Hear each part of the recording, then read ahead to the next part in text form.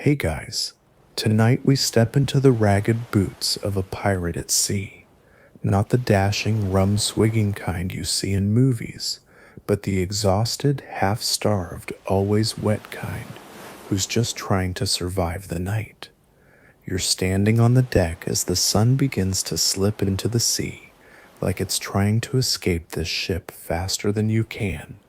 The sky bleeds tangerine and blood orange, casting long shadows across weathered wood planks that have known more salt and sweat than any dry land ever could.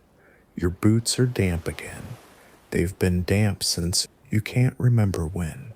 Some part of your soul is probably damp by now. There's a chill creeping in, not the romantic kind that calls for cloaks and poetry. No, this is the kind that settles into your joints, makes your teeth clack without warning, and whispers that tonight might be just a little worse than the last. So before you get comfortable, take a moment to like the video and subscribe, but only if you genuinely enjoy what I do here. And while you're at it, drop a comment telling me where you're listening from and what time it is right now. I promise your pirate crew wants to know how the land folk live. Now, dim the lights, maybe turn on a fan for that soft background hum, and let's ease into tonight's journey together. You rest your elbows against the ship's rail, salt rough splintered and suspiciously sticky in places, and watch the last golden gleam sink below the edge of the world. This is the one moment of calm, just before everything gets harder. The sea is a slow, breathing thing, rolling beneath the ship like a creature too big to see and too old to care about you. Somewhere far off, a gull calls out, probably laughing at your life choices. The crew is quiet. That's how you know night is near. The louder voices have died down, the dice games packed up, the mugs of weak grog half drunk and forgotten. Everyone's pulling on cloaks, patching tears in shirts, checking weapons without speaking. You do the same, not because you expect a fight, but because not expecting one feels like tempting fate. Historians agree, sunset was when pirates felt most exposed. Attacks were more likely at night, ambushes from ships hidden behind the fading sun, or worse, quiet boarding parties using the cover of darkness. Most pirates didn't fear death during the day. It was the night that made them humble. You reach into your coat, yes, the one with the hole in the pocket and the smell that never goes away, and feel around for that last piece of jerky. Gone. You remember now. You ate it this morning. It was hard as bone and tasted like smoked shoe, but you'd give anything to gnaw on it again. The crew's lookout shimmies down from the rigging, moving with the boneless ease of someone who's definitely fallen at least once. Nothing, he mutters. That's supposed to be good news, but you know better. Nothing means empty seas, and empty seas mean either safety or that something's hiding just beyond sight. You glance to the west where the light is fading fast. This is the part you dread most, the in-between. Too dark to navigate, too bright to hide. The ship creaks underfoot, a sound you've heard so many times it should be comforting. It isn't. It's the old wood groaning like it knows a storm's coming, or maybe just more long hours of holding your weight. Here's a quirky truth. Pirates were obsessed with light. Candle stubs, oil lamps, flint kits, anything to give them visibility without drawing too much attention. Some captains even issued rules on when and where light could be used and how to shield it. Fire at sea was a danger, but so was walking blind. The result? You and your crew have perfected the art of seeing in near darkness and squinting meaningfully at shadows. Down below, the galley's been shuttered for hours. No more heat, no more boiling water. The cook, If you can call someone who once tried to make soup out of soaked rope, a cook has long since passed out with a ladle in his hand and a rat on his boot. So much for a warm meal to carry you through the night. Now the stars begin to bleed through the indigo sky, one by one, as if someone poked tiny holes in a velvet curtain. You try not to look too long. Stars are lovely and all, but they don't offer much when your ship's compass is held together with wax and prayers. There's a long-held debate among historians. How often did pirates truly sail by starlight? Some claim they were experts in celestial navigation. Others argue that most relied more on instinct and dumb luck. Tonight, you lean more toward luck. You hope yours holds. The deck shifts beneath you as the ship catches a gust of wind, and your hand instinctively grabs the railing. That's when you see it, out past the port bow. Something maybe? A shadow that wasn't there a second ago. Could be a cloud, could be a sail, could be your imagination, but your spine tightens anyway, and here comes the familiar voice of your first mate, croaky and always annoyed. Don't stare into the dark too long, he says behind you. It stares back. Classic pirate wisdom passed down by grumpy men with missing toes. You nod but say nothing. You've got your shift coming up soon. Night watch, the glamour of it all. You'll be pacing this deck from now until the moon is high, watching the blackness for anything that moves, hoping nothing ever does. Above, the sails flap in that lazy, rhythmic way that almost sounds like breathing. You tell yourself it's soothing. You lie a little to yourself, just enough to stay calm. Funny thing, despite the hardships, there's still a strange beauty in this moment. The horizon is disappearing, and the world feels like it's shrinking. Just you, your crew, the creaking timbers, and the wide, unknowable sea. It's terrifying, yes, but also intimate, like the ship itself is keeping your secrets for now. You exhale slowly, fogging up the cool night air. Your stomach growls. Again, you ignore it. The next meal is hours away, and odds are it'll involve something pickled, something dry, and something still moving. Below deck, someone starts snoring loudly. The sound carries up through the planks and mixes with the soft slap of waves against the hull. A lullaby if you squint hard enough. You hear the bell ring, a low, hollow chime, and you know it's time. Time to move, to be alert, to pretend you're ready. Your hands tighten around the railing one last time. Then you push off, legs a little stiff, boots scuffing the wood. The last of the sun disappears. Night has officially begun, and you're still here.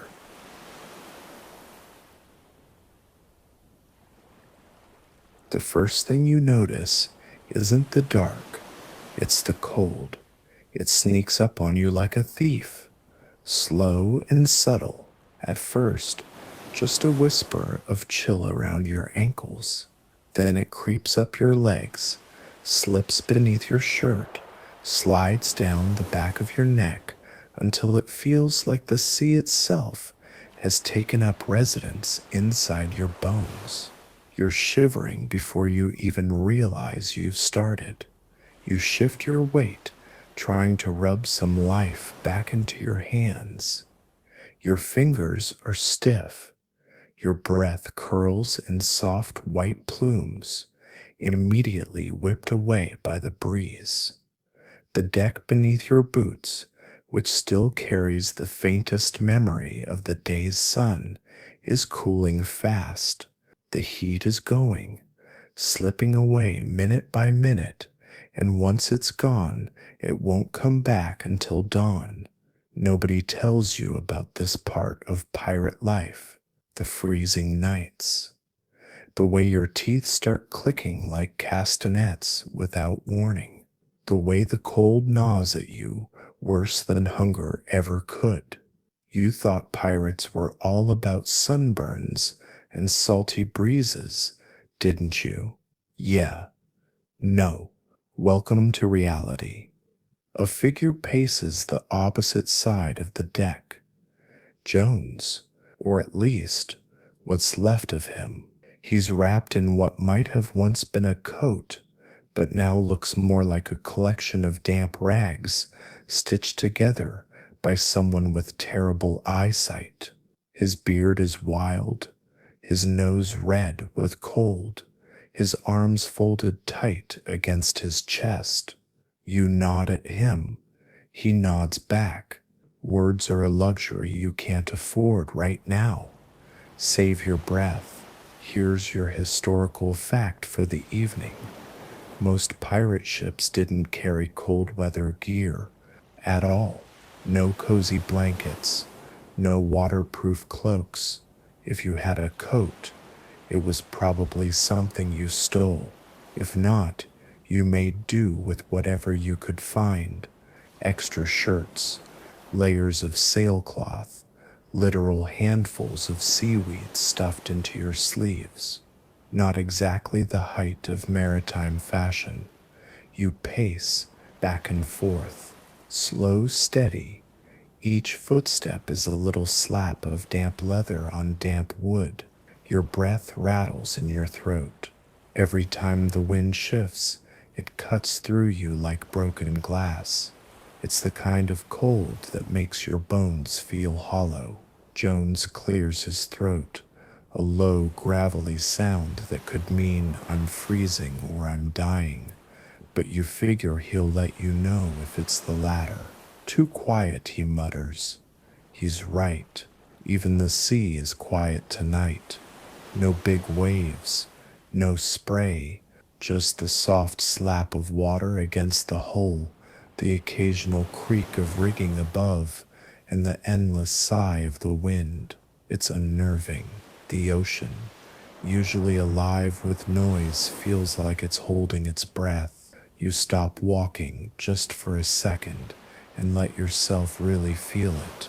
The stillness, the cold, the sheer smallness of yourself out here on this fragile scrap of wood, surrounded by thousands of miles of black water. Somewhere out there is land. Somewhere. But not for you. Not tonight. And that's when the thought creeps in. The one you try to avoid on nights like this. What if we never find land again? What if the ship just drifts forever, caught in some endless loop of gray water and black sky? It's the kind of thought that can drive a man mad. You shake it off. Keep moving. Another little known tidbit. To fight the cold, some pirates turn to superstition, strange little rituals. Scraps of cloth tied to masts, whispered prayers to sea gods. No one remembered the names of one sailor you knew, swore by tying a red string around his wrist every night, said it kept the cold from stealing his soul while he slept. For what it's worth, he vanished during a storm last winter. So make of that what you will. You glance up. The moon is high now, milky, distant, cold as the world below. It casts everything in pale silver. The sails, the deck, even Jones, who looks more like a ghost than a man in this light. The stars scatter above, sharp little pins in the fabric of the sky. Historians still wonder how much celestial navigation pirates actually used. Some say they were masters of the stars, reading the night sky like a map. Others argue that most pirates relied on instinct, landmarks, and sheer luck. Tonight you're pretty sure it's luck, and it's running thin. The wind picks up again, sharp, needling cold. Your fingers ache. Your stomach grumbles softly. No surprise there. You haven't eaten properly in days, just biscuits harder than cannonballs and something pretending to be salted meat. You'd give anything for a warm meal right now, or warm anything, really. Jones shifts his weight. Think it'll rain? You shrug. Hope not, but you know better. It always rains eventually. It's just a matter of when. The ship groans beneath you. The sound is familiar, but still unsettling. A deep, low creak that makes you think of splintered hulls and water rushing in through cracks you can't see. You know it's fine. You tell yourself it's fine, but still, your hand grazes the hilt of your knife, more out of habit than need. Cold makes you jumpy. A wave rocks the ship gently. You steady yourself. The cold bites harder. Another hour to go. Maybe more. You stamp your feet. You blow on your hands, and you keep moving, because if you stop, even for a moment, you know the cold will win, and not all pirates make it through the night.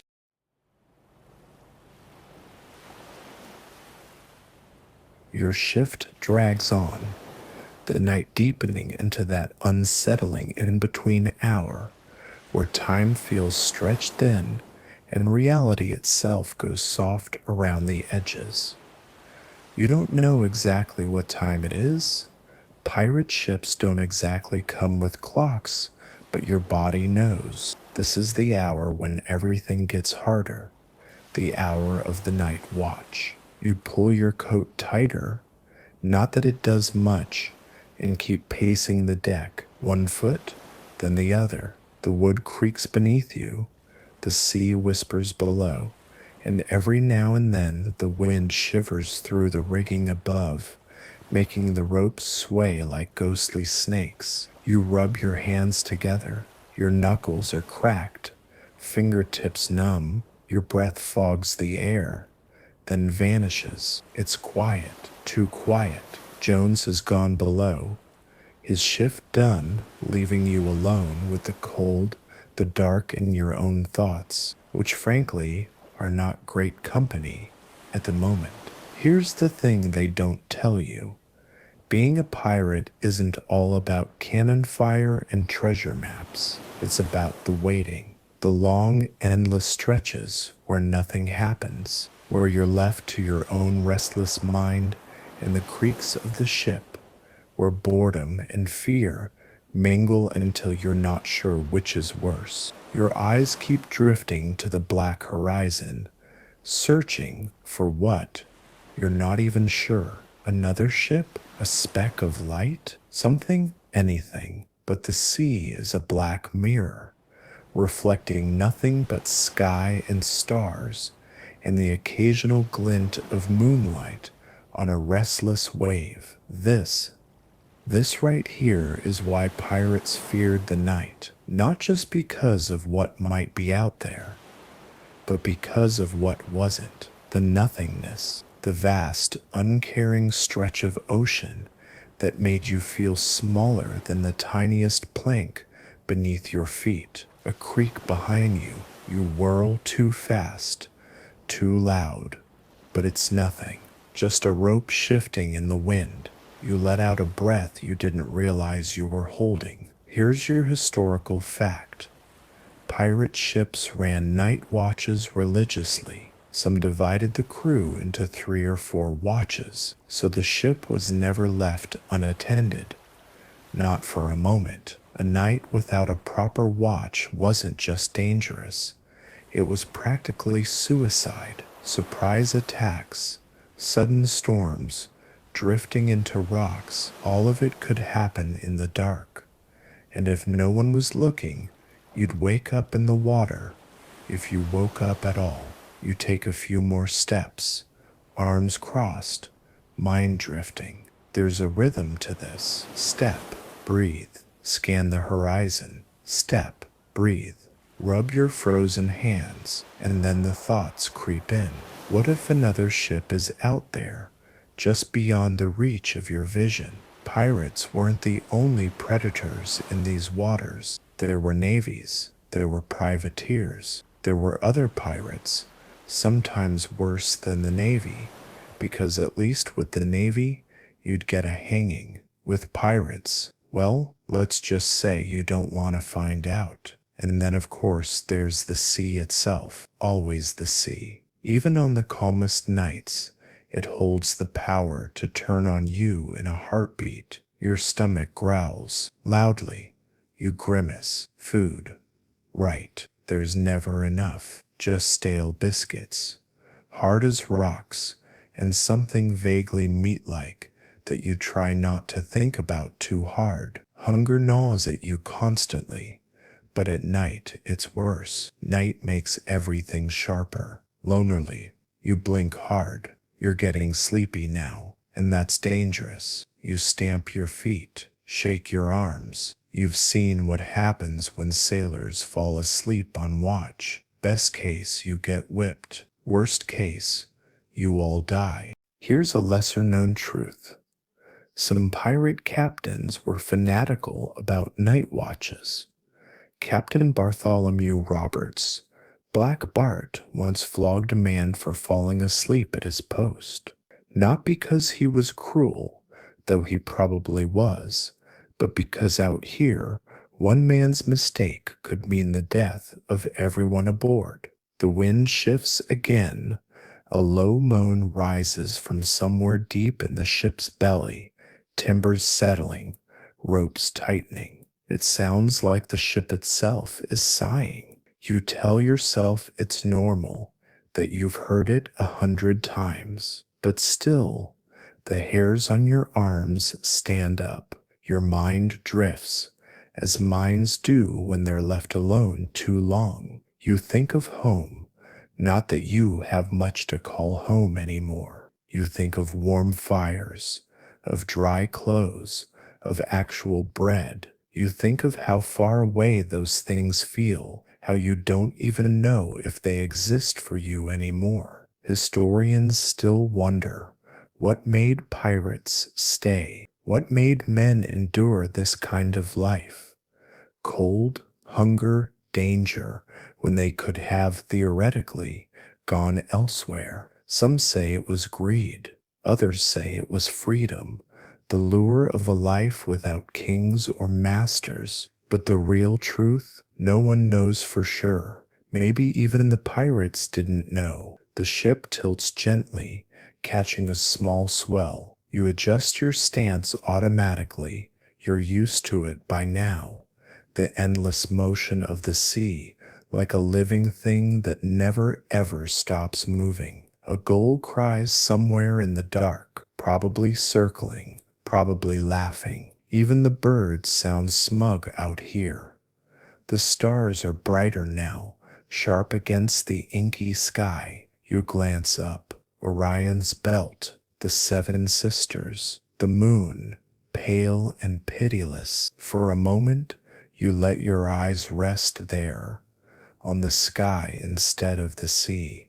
It doesn't help. The stars are beautiful, but they don't offer warmth or comfort or safety. You exhale. It puffs white. Your body aches in the cold. Your mind is drifting dangerously close to sleep, and you know you can't let it. You slap your cheeks lightly, rub your arms harder, keep moving. Somewhere behind you, a door creaks. A new figure steps onto the deck. Your relief. Jones is back. Or maybe someone else. Doesn't matter. All that matters is that you're done. For now, you nod to your replacement. No words, just a nod. And then, stiff and shivering, you head below to the cold, damp dark of the lower decks, where you might just catch an hour or two of restless sleep before it all starts again. And as you step down, you think you survived another watch. For now.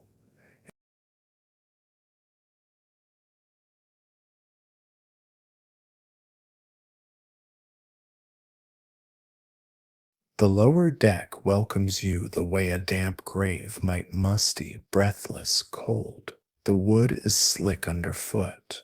The air smells of wet rope, old sweat, and that ever-present hint of rot that clings to everything aboard. You duck your head beneath a low beam, careful not to crack your skull again, and make your way toward your corner, if you can call it that. It's not much, just a scrap of canvas stretched over a rough pile of straw, shoved between two barrels that leak when the weather turns. But it's yours, or at least it's the place where you collapse when you're too tired to care. You flop down, boots and all. The damp seeps right through the layers, clings to your skin, settles in your bones. You shiver again, teeth clicking, and pull your coat tighter. The deck groans above as the ship rocks gently, endlessly beneath you. Sleep comes hard on nights like this. It always does. You close your eyes,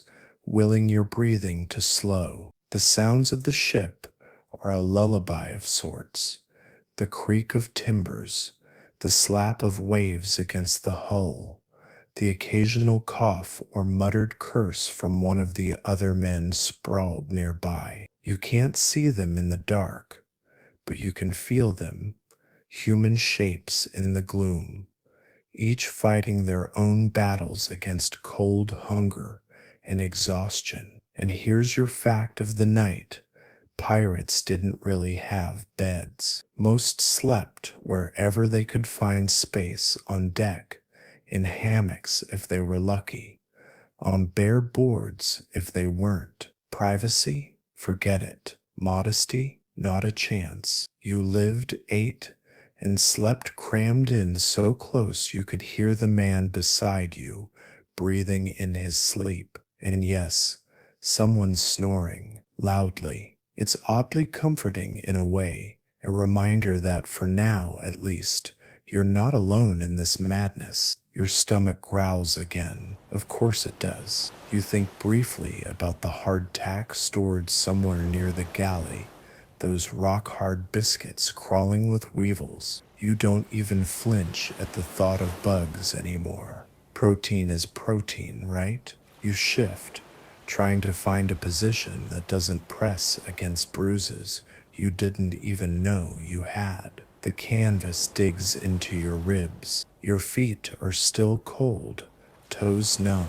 Somewhere far above, the wind howls across the sails, and the ship tilts gently. And then comes the thing you dread more than the cold, the thinking. Because when your body slows down, your mind speeds up, and in the dark, your thoughts turn sharp. What if you don't make it through the next raid? What if the next storm splits the mast? What if that shadow on the horizon is a naval frigate, and tomorrow morning you're dangling from a noose in some far-off port?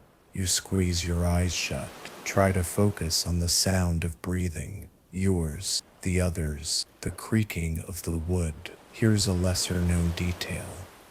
Pirates were often plagued by nightmares, the kind brought on by hunger, cold, and stress. Sleep, when it came, was restless, haunted by visions of drowning, of betrayal, of death. Some men whispered about sea curses, ghost ships that lured crews to their doom, spectral women in white who appeared before disaster. You don't believe in ghosts. Well, you don't think you do. But sometimes, on nights like this, you wonder. A soft groan breaks the quiet. Someone shifting in sleep. Another man coughs. You listen to the small noises of survival, the little sounds of life clinging on, and then, as if summoned by sheer will, the ship gives a long, low moan, wooden beams, flexing, ropes groaning in the wind. It sounds like a living thing. You wonder briefly if the ship is alive in some way, not in the fairy tale sense, but in the way old things gather memory. Every board, every nail, every stain, they remember. They've seen things. You drift, not fully asleep, not fully awake. Your thoughts start to dissolve into strange shapes, half-formed images of sea monsters, of silver coins glinting under moonlight, of faces you barely remember, but somehow still miss. And then, crack, your eyes snap open. A sharp sound above, wood splintering. The ship jerks beneath you, hard enough to knock your shoulder into the barrel beside you. Shouts, footsteps, the sharp, unmistakable clang of metal on metal. You're up before you know you're moving, heart hammering, boots thudding on the slippery planks as you shove past half-asleep bodies. One thought slams through the fog in your mind. Boarding. It's the nightmare of every pirate, to be caught unawares, to be attacked in the night. Historians still debate how common nighttime boardings really were. Some argue they were rare. Ships preferred the daylight for battle. Others insist pirates preferred the night for surprise attacks. There's no definitive answer, only fear. You scramble up the ladder, breath heaving, the cold forgotten in the rush of panic. The wind slaps your face. The deck is chaos. Figures running, shouting.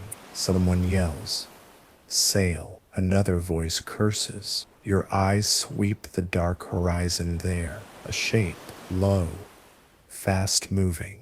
A ship. Yours is not the only shadow on the water tonight. You reach for your cutlass, fingers fumbling with the frozen leather strap. Your heart pounds, the blood roars in your ears, and you think, with that dry little voice in the back of your mind, you knew it was too quiet.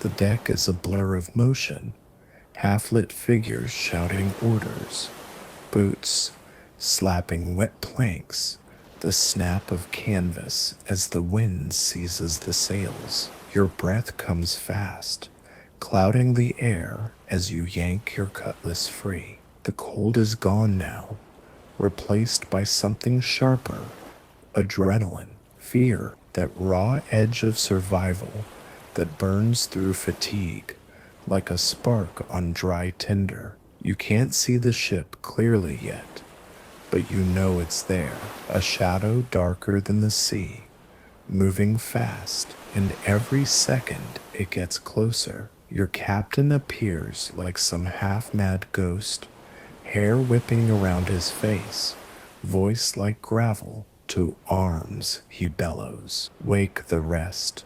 His eyes, wild and wide, meet yours for the briefest moment. He looks alive, terrified, but alive. You don't need to be told twice. You turn and sprint back toward the hatch, feet slipping, shouting down into the darkness. Up, all of you. We're boarded. Groans, curses, the thud of bodies stirring. It's chaos, pure and simple. Here's your historical fact.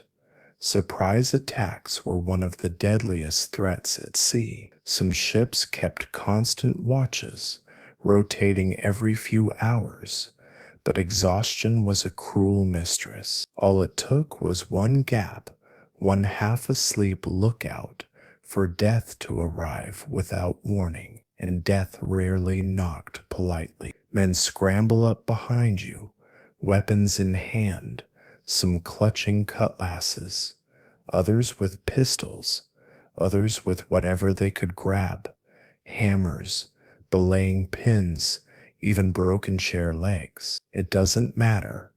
You fight with what you have, or you die. The cold bites again as you step back onto the deck, but you barely feel it. Your heart's too loud. The other ship is closer now, close enough that you can make out the pale smudge of its sails, the low curve of its hull. You can't help the thought. What if this is the end? Some men shout battle cries, raw-throated and ragged. Others are silent, faces tight, eyes darting. One man is shaking so badly, he drops his weapon twice before getting a grip. You're somewhere in between, terrified. Yes, but steady, focused. The captain's voice cuts through the chaos. Hold, wait for them to come to us. It's the right call. Always better to defend the ship than to leap foolishly into the dark. And then there it is, the first flicker of lantern light from the enemy ship, a glint of metal, a shouted command you can't quite make out. They're close enough now that you can hear their sails groaning, hear the splash of oars, or is it the slap of waves? Hard to tell. The night plays tricks on your ears, on your eyes, on your mind. Here's a quirky truth. Pirates sometimes lit false lights on their decks to lure ships closer, pretending to be harmless traders or stranded vessels. It was one of the oldest tricks in the book, and yet every sailor, even pirates, feared the sight of lights where none should be. It meant deception. It meant danger. Your knuckles whiten on your cutlass. Your breath hitches. One man near you mutters a prayer, something about St. Elmo's fire and safe passage. Another man spits into the sea. Superstitions run thick in moments like this. You wonder if they help. You kind of hope they do. The ships draw closer. You can see them more clearly now. Figures on their deck, dark shapes moving. Grappling hooks glint in the moonlight. And then, just as your muscles tense, waiting for the crash of impact, the strangest thing happens. They pass. The ship, sleek and fast, slides by at a distance, close but not close enough to board. You watch in stunned confusion as it cuts through the water, sails full, disappearing into the black beyond. No impact, no gunfire, no grapples, gone. Your breath leaves you in a shaky rush. What in blazes? Someone mutters. The captain lowers his sword slowly, brow furrowed. They weren't after us, he says, almost to himself. And that's when the strangest feeling creeps over you. Not relief, not yet, but suspicion. Because pirates rarely pass up prey without a reason. And the sea doesn't let you go for free. Historians still argue over encounters like this. Some say it was a show of force, ships deliberately shadowing others, testing defenses, searching for easier marks. Others suggest ghost ships, crews lost to the sea, doomed to sail forever, seen by the living only in passing. You glance at the dark horizon where the ship vanished. You feel the goosebumps rise along your arms. The captain snaps back to life. Double the watch, he shouts. No one below till dawn. The men groan but obey. No one wants to admit it.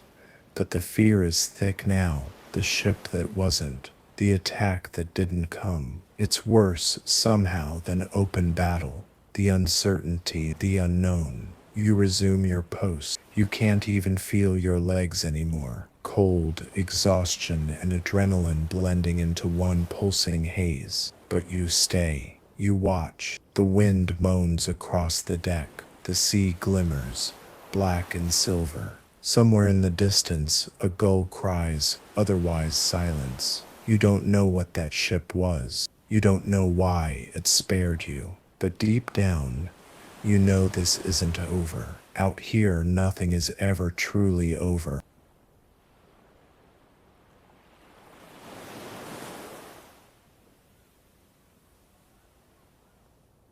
The cold never quite leaves you, no matter how many layers you pile on or how many deep breaths you take. It's a shadow that follows, a quiet companion to every moment at sea.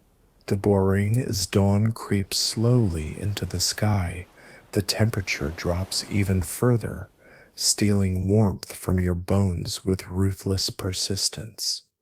You're back on watch now, less fearsome perhaps, but no less tiring. Your eyes squint against the pale light, watching the horizon where the dark gave way to gray and gray to pink. The ship creaks and moans in that familiar way, a tired beast waking from a restless sleep. The smell of salt and wet wood fills the air, mingling with the faint, lingering scent of last night's fears. The crew is sluggish this morning, stiff bodies and heavy limbs shuffled about like ghosts, sleep still clinging to them like a second skin. You recognize the feeling. You're caught in the same fog of exhaustion. As you lean against the rail, you spot something unexpected, a small patch of color bobbing on the water. Not a ship, not debris, but a piece of canvas, maybe a torn sail or a flag flapping weakly in the breeze. You reach for your spyglass, the leather cold and stiff in your hands, and bring the distant object into focus. The canvas is faded, frayed at the edges, marked with a symbol you don't quite recognize. It's a ghostly remnant of something or someone, drifting aimlessly in the endless ocean. Pirates often salvaged anything they could find, a flag, a piece of rope, even driftwood, for use or barter. But sometimes these floating fragments told stories, whispered secrets from lost ships and forgotten battles. You wonder what tale this rag carries. There's a little-known story among sailors. Sometimes when a ship was lost, survivors would tie messages to pieces of cloth and cast them into the sea, hoping fate would carry their pleas to land. You catch yourself imagining who might have sent this one, and whether their story ended in rescue or tragedy. Your thoughts drift, and you feel the weight of the night's events pressing on you. You can't shake the feeling that whatever shadow passed you by wasn't just a chance encounter. There was something deliberate about it, something calculated. Historians debate whether pirate crews were truly as organized and cunning as legend suggests. Some say they were chaotic bands driven by greed and desperation. Others argue that pirate captains were brilliant strategists, using deception and fear as weapons just as effective as swords and pistols. You lean into the railing, the salt breeze drying the moisture on your skin. You glance down at your hands, scarred, rough, but steady. This life has hardened you, yes, but it's also sharpened your instincts, and tonight has taught you to trust them. A gull circles overhead, its cry piercing the morning quiet.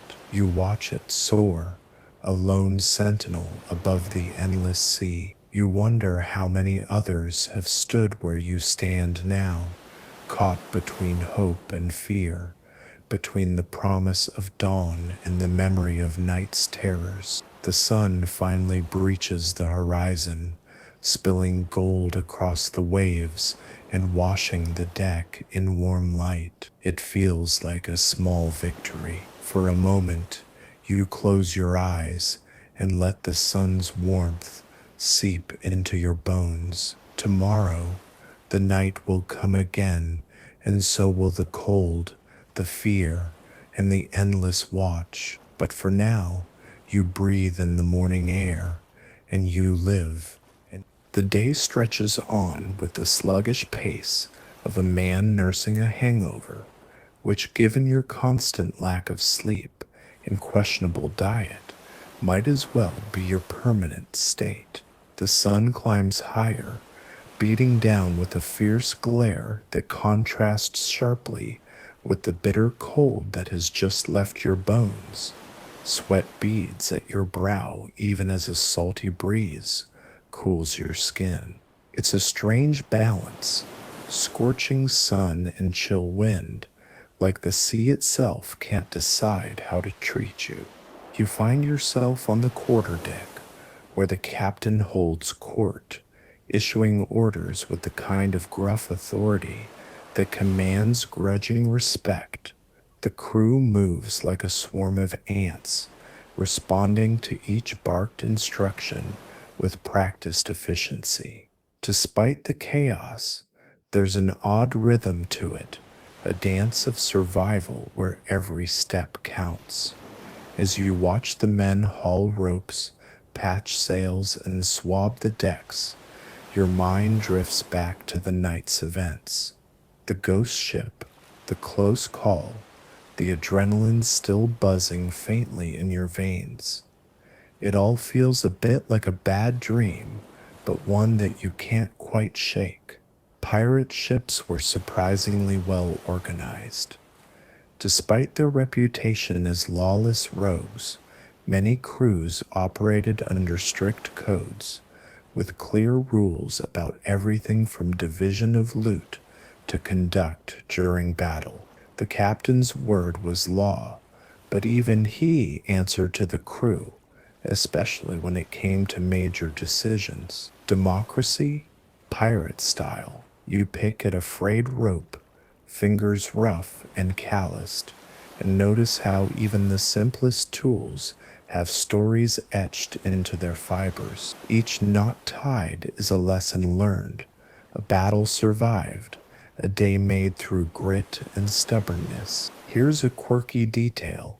Some pirates had an odd obsession with personal grooming. You might think they'd be covered in grime from head to toe, but many kept surprisingly neat beards and even practiced a kind of rudimentary dentistry.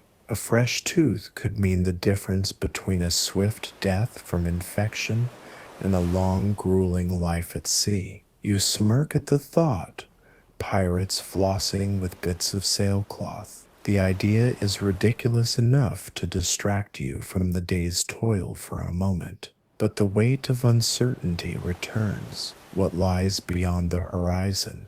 Will the calm sea suddenly twist into a tempest? Will another ship slip out of the mist, bearing enemies or fortune? Historians still debate just how democratic pirate governance really was. Some argue it was a myth, a romanticized version painted by later writers. Others believe pirate crews practiced a unique form of collective leadership that defied the rigid hierarchies of their time. You lean against the rail, eyes scanning the endless blue. The sea stretches out, vast and merciless, a constant reminder that despite all your efforts, you're never truly in control. The sun warms your face, but beneath the surface, you know the cold night will return. The dark hours will come with their whispers and shadows, testing your nerves and resolve. For now, you breathe in the salty air and savor this fleeting moment of peace, because out here, moments like this are rare and precious.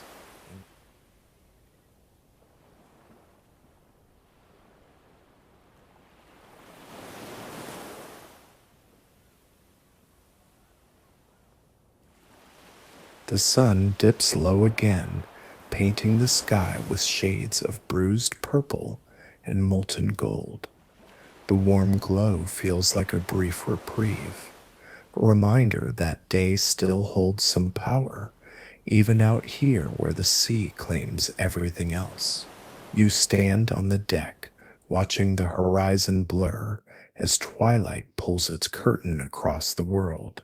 The air carries a faint scent of smoke, maybe a distant campfire on a hidden shore, or just the ship's galley coughing up its last embers. You inhale deeply, letting the unfamiliar comfort of it settle in. For a moment, the weight on your shoulders feels lighter. Nightfall is coming, You can feel it not just in the cooling air, but in the way the crew moves differently. The chatter slows, footsteps become softer. There's a ritual to it, a quiet preparation for the long hours ahead. You find yourself drawn to the lanterns hanging along the rail, their flickering flames casting trembling shadows on the deck. Pirates had a complicated relationship with light. Too much, and you risked giving away your position. Too little, and you were blind to threats lurking in the darkness. Some captains went as far as banning open flames on deck during the night, relying instead on dim lanterns shielded by metal grates. It was a delicate balance between visibility and stealth, a nightly dance with danger. You pick up one of the lanterns, feeling the warmth of its flickering flame through the cold metal. It's fragile, like everything out here. One wrong move, and it could be snuffed out, or worse, set the whole ship ablaze. Here's a quirky tidbit. Some pirates believed that the way a flame flickered could predict the future. A steady flame meant calm seas ahead. A dancing, restless flame warned of storm or enemy near. You find yourself watching the flame now, half wishing for some certainty in its unpredictable dance. The crew begins to settle. Men don their cloaks, double-check their weapons, and take their positions. The ship becomes a shadowy maze of silhouettes and whispered orders. You move to your own post, the familiar weight of your cutlass reassuring at your side. Historians still wonder how much pirates relied on such superstitions. Was it genuine belief, or simply a way to maintain calm in a world ruled by chance and chaos? Probably a bit of both. The first stars appear, sharp points of light in the deepening sky. The sea's surface turns glassy, reflecting the heavens in rippled silver. You catch your breath at the beauty, a stark contrast to the harshness of your life. A gentle breeze ruffles your hair, carrying with it the distant cry of a seabird. You let yourself be pulled into the moment, the quiet, the light, the slow rhythm of the ship rocking beneath your feet. But beneath it all, the knowledge lingers. Night holds dangers that no light can fully chase away. You tuck the lantern back in its hook, letting the flame dance in its protective cage, and you wait. Night has fully embraced the ship again, thick and velvet soft, swallowing the edges of the world. The lantern's flicker is a gentle heartbeat against the vast silence, a fragile glow in the endless dark. You move quietly along the deck, each step a soft thud on weathered wood, careful not to disturb the delicate balance between vigilance and exhaustion. Your eyes adjust to the shadows, searching the horizon for any sign of movement, anything that might spell danger. The sea is a black mirror, smooth and deceptive, hiding its moods beneath a calm surface. You feel a shiver, not just from the chill, but from the sheer unknowability of it all. Here's a fact you might not expect. Pirates often use signals to communicate at night, small coded flashes of lantern light, or subtle movements of sails. It was a secret language, passed down through whispered instruction, meant to confuse enemies and coordinate their own crews. Every flicker mattered. You catch yourself watching the signals with a new awareness, wondering if you might miss a crucial sign. It's a strange dance, one of light and shadow, trust and deception. A gust of wind carries a faint salty spray, a reminder that the sea is never still. You breathe it in, sharp and bracing. Your fingers curl around your weapon, steadying your nerves. Here's a lesser known detail. Pirates sometimes deployed small silent boats, called long boats, to scout ahead under the cover of darkness. These boats slipped through the water like shadows, gathering intelligence or setting up surprise attacks. If one comes too close, it means trouble. Your thoughts drift to the legends told in the dim light below deck, stories of ghostly ships that appeared and vanished without a trace, of crews doomed to sail forever. You smile wryly. Superstition is the shadow that walks alongside every sailor. Historians still debate the accuracy of these tales. Were they true encounters or simply the sea's way of playing tricks on tired minds? Either way, the stories stick, passed from lip to ear like a protective charm. You glance toward the mast, where a figure stands silhouetted against the night sky. It's the lookout, perched high above, eyes scanning the darkness for threats. You envy the perspective, the wide sweep of the world, the stars unbroken by sails or smoke. A sudden movement catches your eye, a ripple, a splash. You freeze, heart racing. Is it a wave, a creature, or something else? The night holds its secrets close. You take a deep breath, muscles coiling like springs. The sea is a wild, dangerous place, and tonight you're reminded how thin the line is between safety and chaos. As the watch continues, you feel the weight of every moment, the quiet, the dark, the ever-present possibility that at any second everything could change. And for now, that's enough. And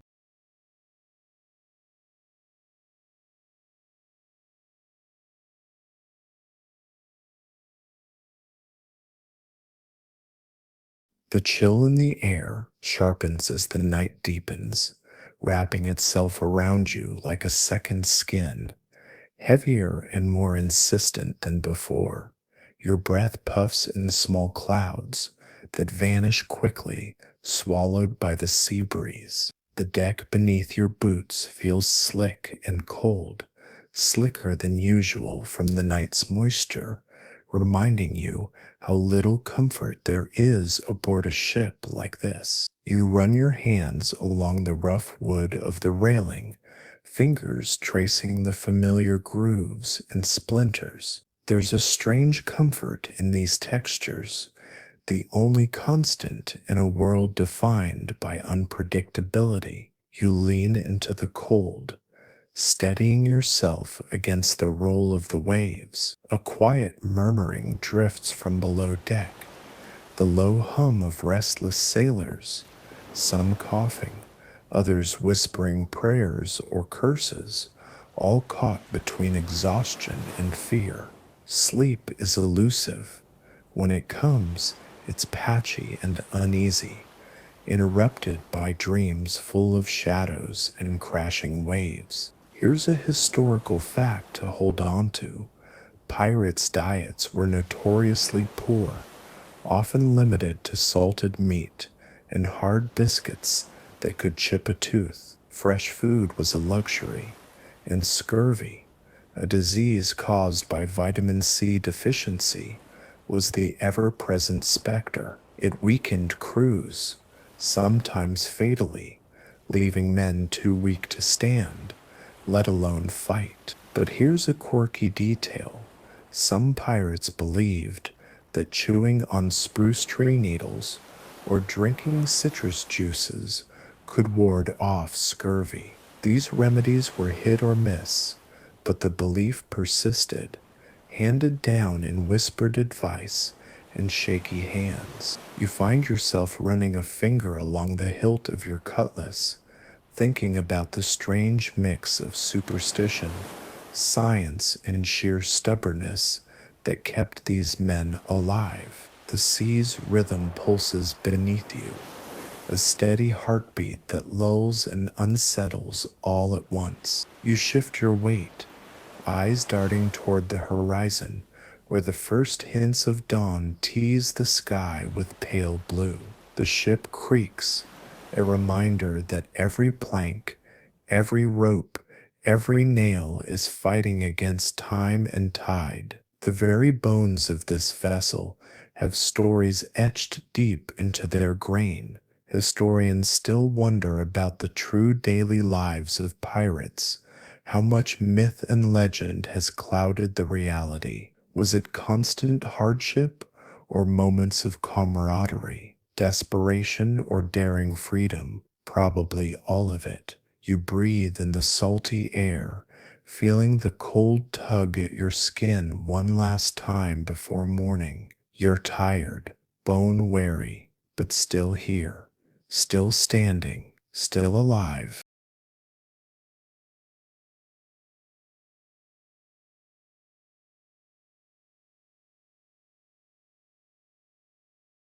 The early morning light filters through the rigging, casting long, thin shadows that stretch across the deck like fingers reaching out for something just beyond grasp.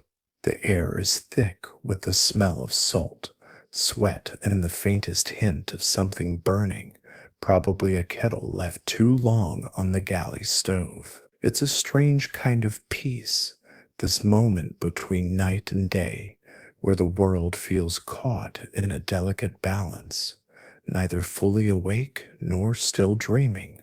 You stand near the mast, muscles aching from hours spent on watch, from the cold that never quite leaves your skin, and from the weight of everything this life demands. Your boots are heavy, coated in salt and grime, and your hands tremble slightly as you reach to adjust a coil of rope.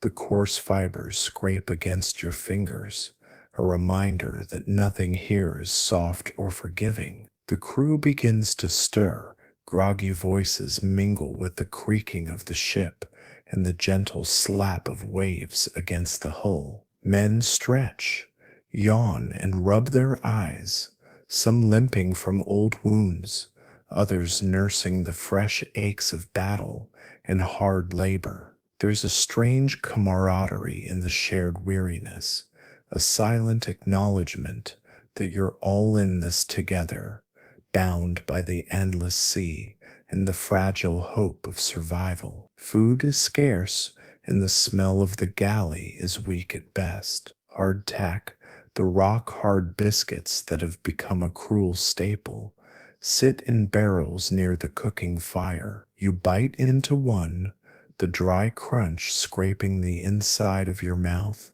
and wash it down with brackish water. It's sustenance more than nourishment, a necessary evil that keeps you going but never truly satisfies. Here's a historical fact. Pirates often prioritized fresh water and tried to ration it carefully, but it was a constant challenge. Contaminated water could lead to disease, and many sailors fell ill simply from dehydration or from drinking stagnant supplies. This made every stop at port crucial, a chance to refill barrels and restock on provisions that might save lives. But there's a lesser known detail. Pirates had clever ways to collect rainwater using canvas sheets and tarps stretched taut across the rigging. When the storms came, they would gather precious fresh water from the skies, sometimes the only clean water they'd see for weeks. You watch the sky, watching for any sign of rain, your thoughts wandering to the distant lands you've left behind, or perhaps never truly had. The ocean has swallowed so much time and again, dreams, memories, promises. Historians still debate the extent to which pirates were brutal outlaws versus pragmatic survivors? Were they ruthless killers driven by greed, or desperate men seeking freedom from the harsh hierarchies of their time? The answer probably lies somewhere in between, tangled in the fog of myth and reality. A seagull's cry breaks the quiet, sharp, and sudden. It circles above, wings outstretched, a fleeting symbol of freedom you envy but cannot claim. You take a deep breath, feeling the salty air fill your lungs, steadying yourself for the day ahead. The ship creaks again, a tired giant waking slowly as the crew begins their endless chores. The sun edges higher, promising a new day, a day full of uncertainty, danger, and maybe, just maybe, hope. You tighten your grip on the rope, the rough fibers biting into your palms, and prepare to face whatever comes next. Because on this ship, on this sea, every day is a battle, and you're still here, still fighting, still alive. The afternoon sun is a relentless overseer, beating down with merciless heat that turns the deck into a sweltering furnace. Sweat beads on your forehead, mixing with the salt and grime that have become your constant companions. You wipe your brow with the back of a calloused hand, tasting the bitter tang of salt on your lips. The ocean, which can chill you to the bone at night, now bakes your skin under its endless glare. You find yourself in the company of the ship's carpenter, a grizzled man named Eli, whose hands are perpetually smeared with pitch and sawdust. He's working on a splintered plank near the stern, hammering nails with a practiced rhythm that seems to echo the steady pulse of the sea itself. You watch the way his eyes flicker with quiet determination. This ship is his life, and every repair is a small victory against the inevitable decay. Here's your fact for the day. Ships in the golden age of piracy were marvels of engineering, but also fragile beasts. Constant maintenance was vital. Every storm, every battle, every long day at sea left its mark. The carpenter's work kept the ship afloat and the crew alive. Eli offers you a tired smile and a nod. "Keep your eyes sharp," he says, voice rough but steady. "The sea's got teeth." You nod back, feeling the weight of his words settle in your chest. The sea is a patient predator, waiting for a moment of weakness. There's a lesser-known detail about pirate ships.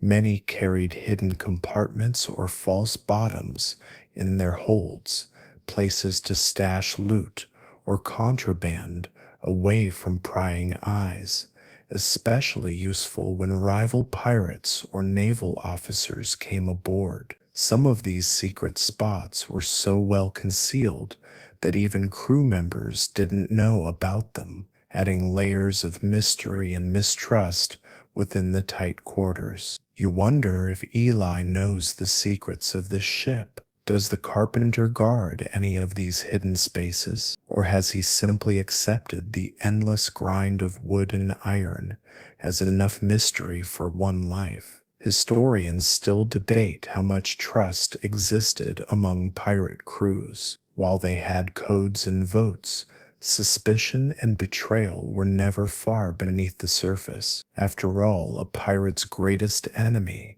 was often his own kind. The wind picks up, rustling the sails with a sharper edge, carrying the scent of distant land. Hope flickers briefly in your chest. Maybe soon you'll see a shore again, soft earth underfoot instead of the endless rolling waves. You stretch your aching limbs and glance over the side. The sea shimmers like molten glass, endless and indifferent. A pod of dolphins breaks the surface, playful and free. You watch them with a pang of longing, their sleek bodies dancing in the water. Your thoughts wander to what lies ahead, more battles, more nights like the one you just survived, more days of sunburn and salt and relentless toil, but also the promise of freedom, of treasure, of stories yet to be told. You take a deep breath,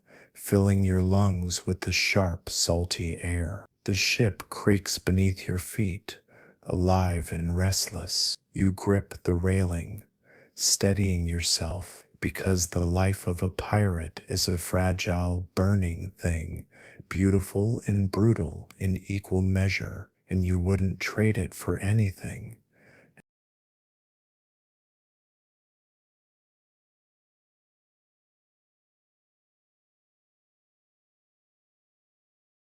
Night returns with its cloak of ink and mystery, folding the ship into its quiet embrace once more.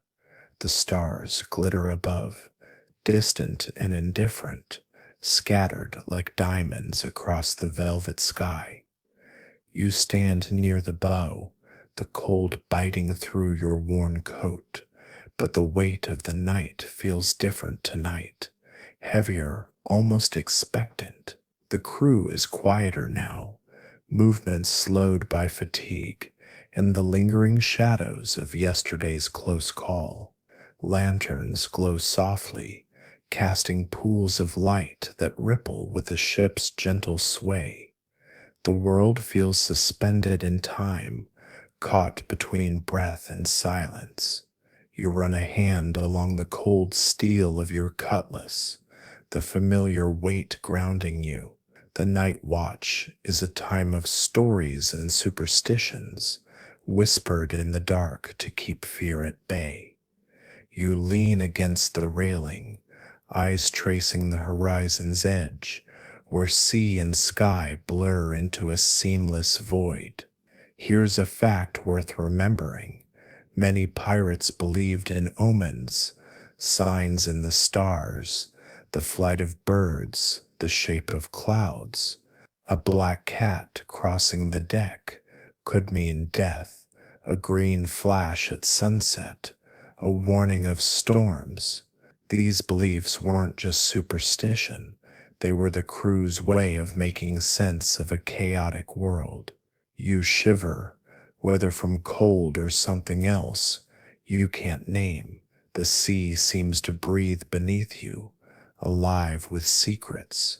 And here's a lesser known detail.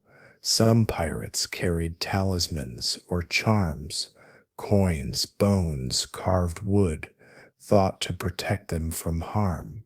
These tokens were passed down from sailor to sailor, worn close to the skin, like fragile shields against the unknown. You wonder what talisman you would carry if you had one. Something simple, maybe a carved piece of driftwood, or a smooth stone warmed by the sun and steady as a heartbeat. Historians still debate how much these beliefs influenced pirate behavior. Did superstition shape decisions on the deck, or were they just stories told to pass the time? Perhaps they were both, a blend of fear and hope, logic and magic. The sea hums softly, the waves whispering secrets in a language you almost understand. A gentle breeze ruffles your hair, carrying the scent of salt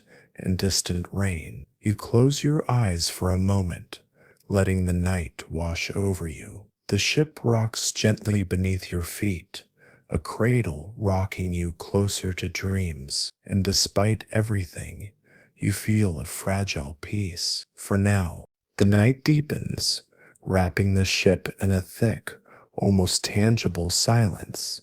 The creaks and groans of the vessel become whispers, part of the vast symphony of the sea at rest. You lean against the railing, the cold metal grounding you as your eyes adjust to the deep shadows, searching the horizon where the faintest glimmer of moonlight shimmers on the water. The air is cool and damp, carrying the scent of brine and wood smoke from the galley's dying embers. Somewhere below, the faint murmur of restless voices drifts up, mixing with the distant call of an owl, an odd sound on the open sea but welcome in its familiarity. You draw your coat tighter, feeling the chill seep into your bones despite the layers. The night is a slow, steady test of endurance, a quiet challenge that wears on the body and mind in equal measure. Here's a fact to settle into: the watch system aboard pirate ships was strict. Men took turns, usually in shifts of 4 hours, to keep vigilant eyes on the horizon. Sleep was stolen in fragments, always one ear tuned to the sounds of the ship and the sea. Rest was precious, but rarely complete. You feel the weight of that now, every muscle aching, every nerve buzzing with the faintest tension. It's a strange kind of exhaustion, the kind that seeps deep into your soul, reminding you of your own fragility. A lesser-known detail lingers in your thoughts. Pirates sometimes use small oil lamps filled with fish oil, smelly and smoky but effective, to light their quarters. These lamps were a constant source of minor fires, a danger lurking behind every flicker. The crew learned to live with the risk, balancing fire's warmth and light against its potential for destruction. You glance toward the lanterns swaying gently along the rail, their flames steady in the cool breeze. The interplay of light and shadow creates a shifting tapestry on the deck, a dance as old as the sea itself. Historians still wonder about the psychological toll of this endless cycle of watch and rest. How did men cope with the loneliness and fear that came with long nights? Was camaraderie enough? Did superstition and routine form a fragile shield? You exhale slowly, the breath visible in the cold air. The sea hums softly beneath you, a vast, patient presence that can swallow whole worlds. You close your eyes, letting the rhythm of the ship rock you gently, your mind beginning to unwind. This is the edge of wakefulness and dreams, the balance between alertness and surrender. And somewhere in the dark you feel the steady pulse of life, fierce and unyielding. You are still here, still breathing, still fighting. And for now, that is enough.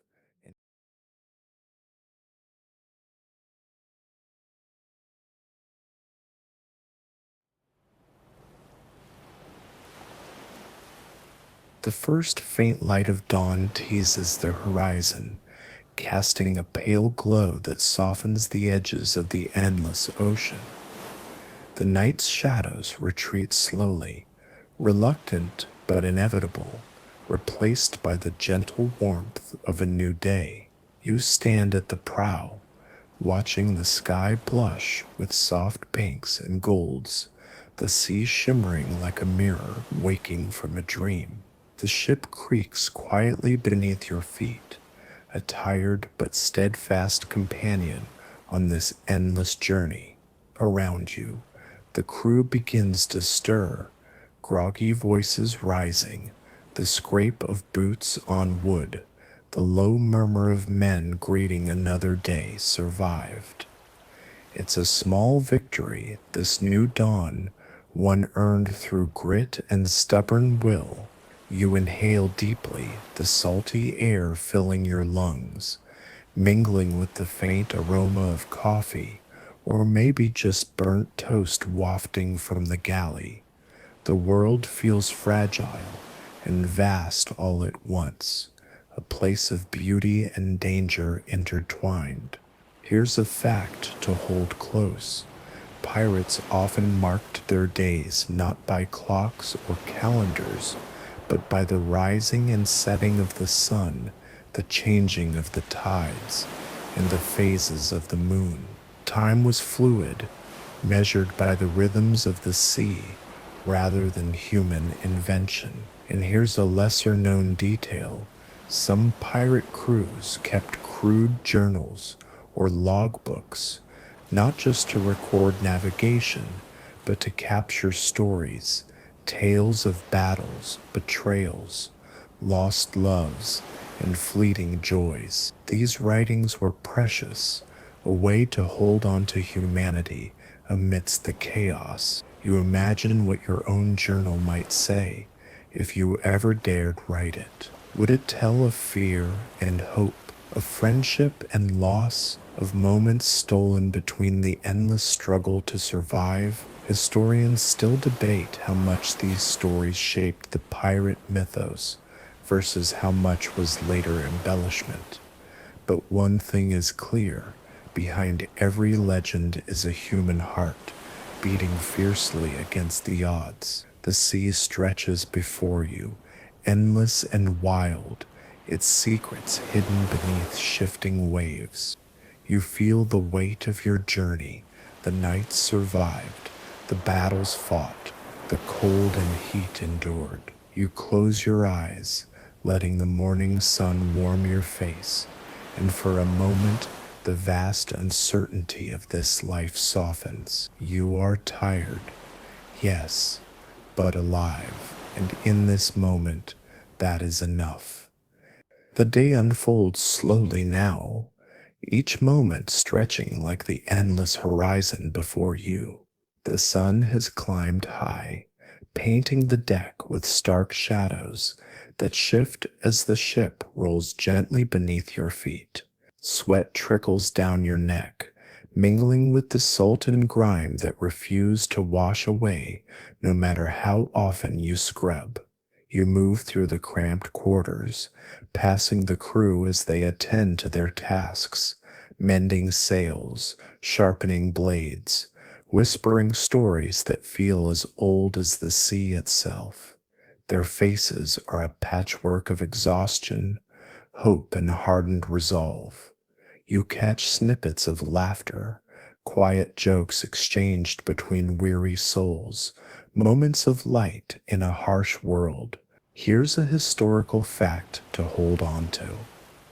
Despite their rough reputation, many pirate crews had surprisingly strict hygiene routines, regular cleaning of the ship, occasional bathing in the sea, and even makeshift barbering to keep lice and disease at bay. Life at sea was brutal, but survival demanded care, however minimal. A quirky detail that might surprise you: some pirates carried small jars of perfume or scented oils, stolen treasures from far-off lands. The smell was a luxury, a small rebellion against the stench of life aboard ship, and a reminder of the world beyond the waves. You pause by the rail, watching the sea sparkle like scattered gems beneath the sun. The water is calm today, deceptively so, as if holding its breath. Historians still debate how often pirates encountered actual naval forces versus rival pirate crews. Were most battles fierce clashes or tense standoffs? The truth likely lies in a mix of both, with the sea's unpredictability shaping every encounter. A gull swoops low, its cry sharp and piercing. You tilt your head back, letting the sun warm your face, feeling the subtle swell of the ship beneath you. The ocean stretches endlessly in all directions, vast and indifferent, a mirror reflecting both the beauty and danger of this life. You draw in a deep breath and step back, readying yourself for whatever the next tide will bring.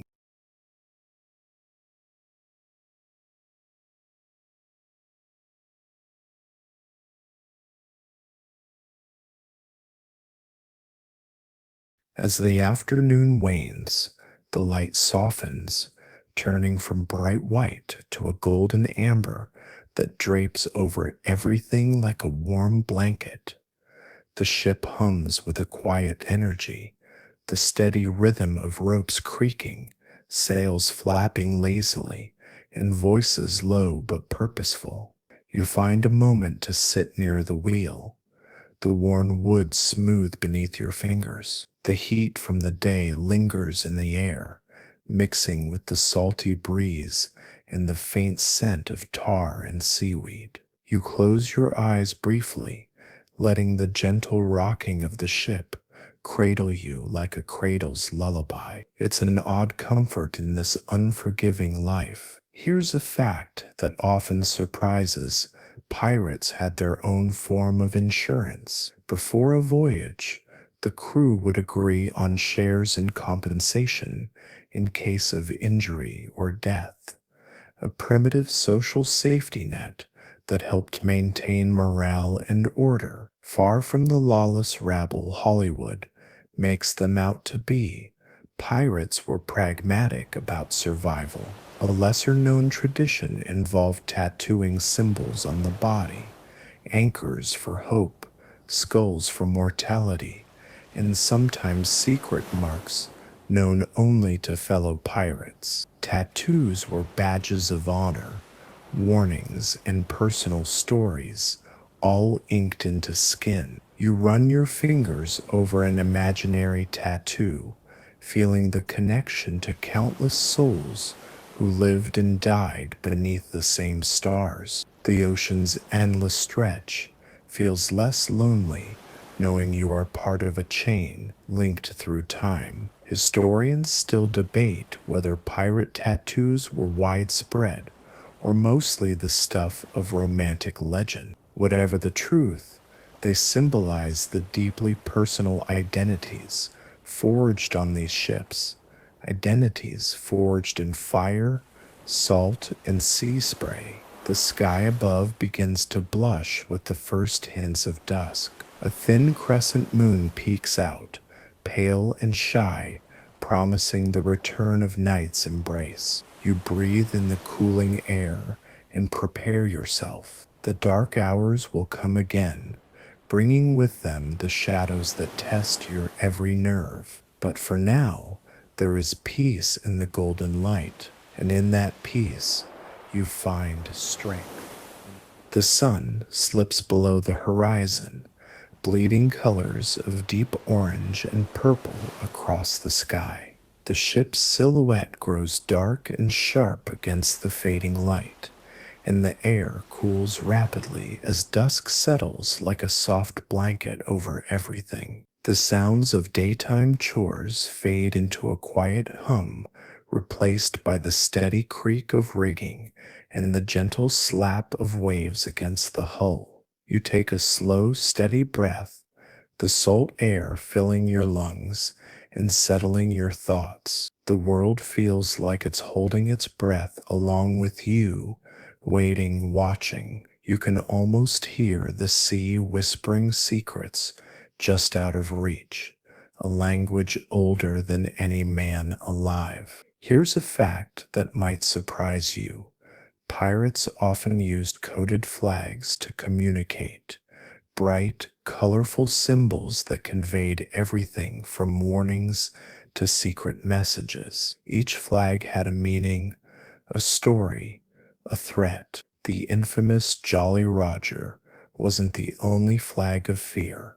Many pirate ships flew unique designs, sometimes crafted on the spot to confuse or intimidate enemies. A quirky detail, pirates sometimes changed their flags mid-battle to throw off their opponents, like actors switching masks in a play. This trickery was as much a weapon as any sword or cannon. You picture the flags snapping sharply in the evening breeze, bold and defiant against the twilight sky. You imagine the faces of enemies puzzled or terrified by these cryptic signals. Historians still debate how much of pirate communication was planned versus improvised in the heat of battle. Was it clever strategy or chaotic chance? Perhaps a bit of both. Night approaches fully now, wrapping you in cool darkness. Lanterns are lit,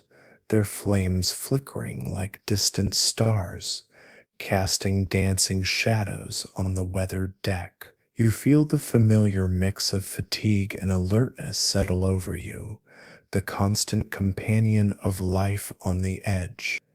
And as the night deepens, you listen to the sea's endless song, a melody of mystery, danger, and raw, untamed freedom.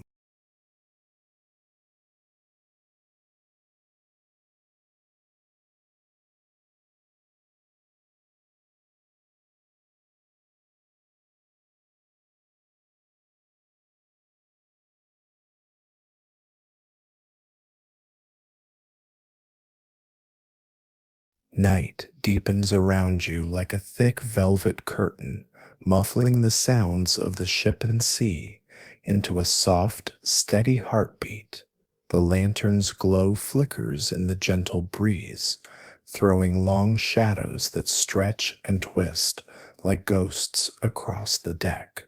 You stand at the helm, fingers curled lightly around the wood, feeling the slow, hypnotic sway beneath your feet. The air is cool, sharp with salt, and the faintest trace of smoke from the galley fire. Somewhere below, a sailor hums a quiet tune, a song of distant shores, lost loves, and endless horizons. The melody drifts upward, threading through the night and weaving into your thoughts. Here's a historical fact: pirates often sang shanties, not just to coordinate work, but to ease the burden of the endless sea. These songs were communal, rhythmic, and sometimes bawdy, each verse a small rebellion against the grinding hardship of their lives. A quirky detail: some pirates were known to create their own instruments from whatever they had on hand. A broken mast might become a makeshift drum, a bit of wire, a rudimentary string. Music was a lifeline, a way to remember humanity amid the isolation. You find yourself tapping a rhythm on the railing, feeling the beat in your chest. The sea seems to listen, rocking gently as if nodding in time. Historians still debate how much music influenced pirate morale. Was it just distraction or a crucial anchor to sanity? Perhaps it was both, a thread tying the crew together in the face of the vast, indifferent ocean. You breathe deeply, savoring the moment, the song, the night, the steady pulse of life aboard this fragile vessel. And though tomorrow is uncertain, tonight you are here, present, alive, connected. The night air turns cooler still, carrying a faint mist that clings to your skin like a whispered secret. The ship rocks gently, each sway a steady reminder of the ocean's endless motion beneath you. You pull your coat tighter, the fabric rough against your fingertips, and glance upward where the stars hang low, shimmering like scattered jewels in the ink-black sky. There's a quiet magic in this moment, an unspoken truce between man and sea. The vastness feels less daunting when you're wrapped in its embrace, as if the universe itself breathes with you, steady and eternal. A historical fact floats to mind. Pirates relied heavily on the stars to navigate, using rudimentary instruments and celestial knowledge passed down from generations of sailors. The North Star, in particular, was a constant guide, a beacon in the darkness that offered direction and hope. A lesser-known tidbit is that many pirates were surprisingly skilled astronomers and mathematicians. Their survival depended on it, yet their stories often overlook this sharp intellect beneath the rugged exterior. You try tracing constellations with your eyes, mapping invisible lines between stars, finding shapes that bring a flicker of comfort. the cosmos feels both infinite and intimate, a reminder that no matter how small you seem, you're part of something vast. Historians still wonder how much pirate crews shared knowledge and techniques. Did they pass down navigation secrets as closely guarded treasures, or were skills learned haphazardly from ship to ship? The truth is as murky as the depths below. A soft splash interrupts your thoughts. A fish jumping, breaking the sea's glassy surface. You smile faintly, feeling a moment of connection to the wild world around you. As the night deepens, you lean into the steady rocking, the soft hum of the ocean's breath, and the endless dance of stars above. And slowly, the world around you fades. You close your eyes, letting the calm carry you onward.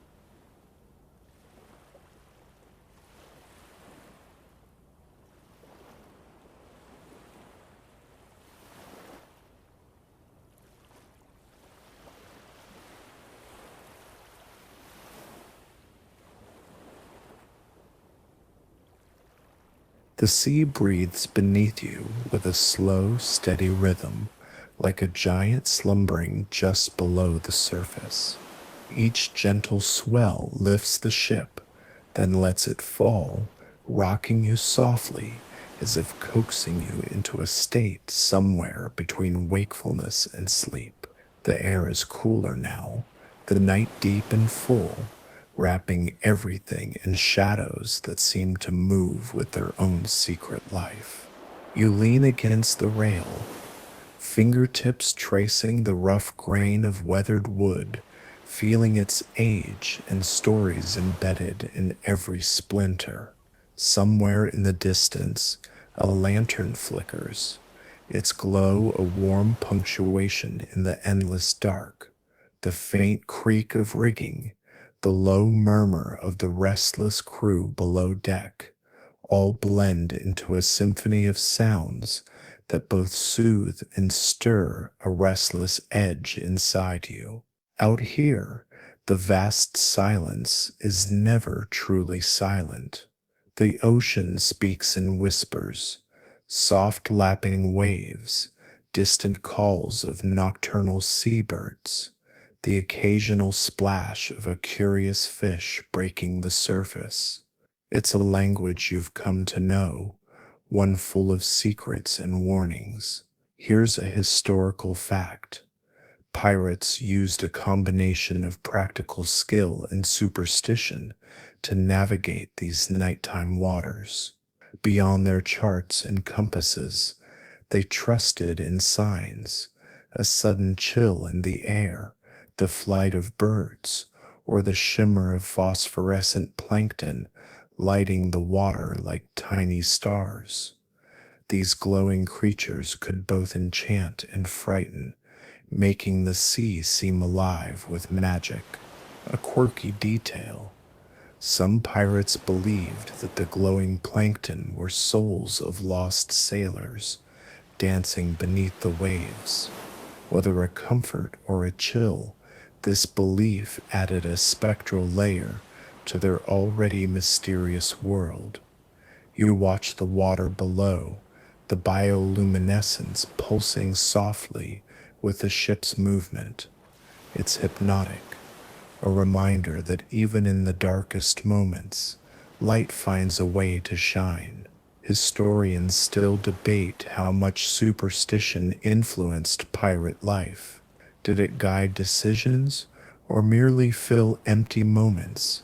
Probably a bit of both. And that mix made the difference between hope and despair. As you stand there, the cool night wrapping you like a cloak, you feel the strange comfort of being part of this vast, wild world. The sea is indifferent, yes, but it is also a home, fierce, beautiful, and endlessly mysterious. Your breath slows, matching the rhythm of the waves. The night whispers on, and you listen. The hours slip by, seamless and slow as the deep night stretches on.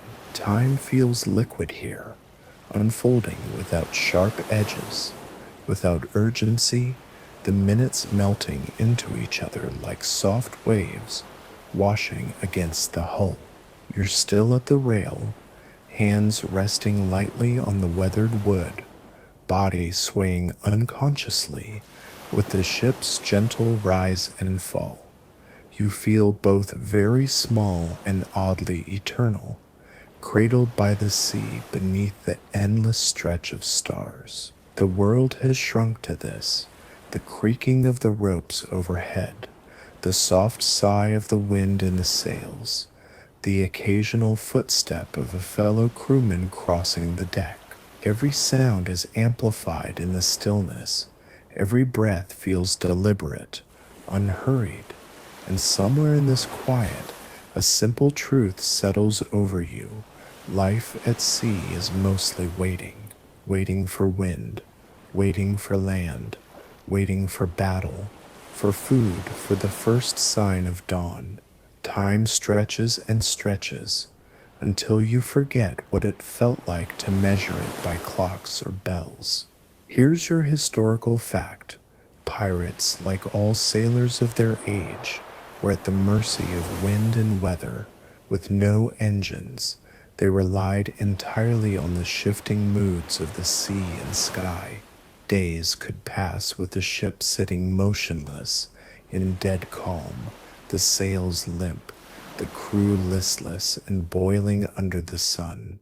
Other times, a sudden squall could whip the world into chaos with no warning. But here's a lesser known detail.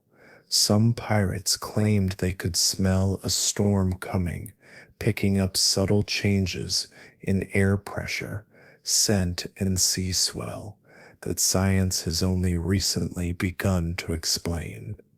They called it the sailor's nose, a sixth sense sharpened by endless exposure to the ocean's moods. You tilt your head, breathing deep, wondering if you could ever develop such an instinct. Could you learn to read the sky the way they did, to smell the shift in the breeze and know without doubt what lay ahead? Historians still debate whether such skills were myth or genuine early weather forecasting. The sea, after all, leaves room for both science and superstition, neither ever quite complete without the other. The stars overhead seem closer now, brighter in the pure darkness. You pick out constellations, Orion's belt, the Pleiades, the curve of the Milky Way, and feel the weight of countless generations of sailors who have done the same, steering their fragile ships by these same pinpricks of ancient light. The ship murmurs beneath you, alive in its own way, carrying its cargo of dreams, fears, and stories across the black water. You close your eyes for a moment, letting the sea's rhythm lull you deeper into stillness. The night holds you gently. The air is cool against your skin. The horizon is endless, unknowable, and waiting. And here, in this moment, you belong.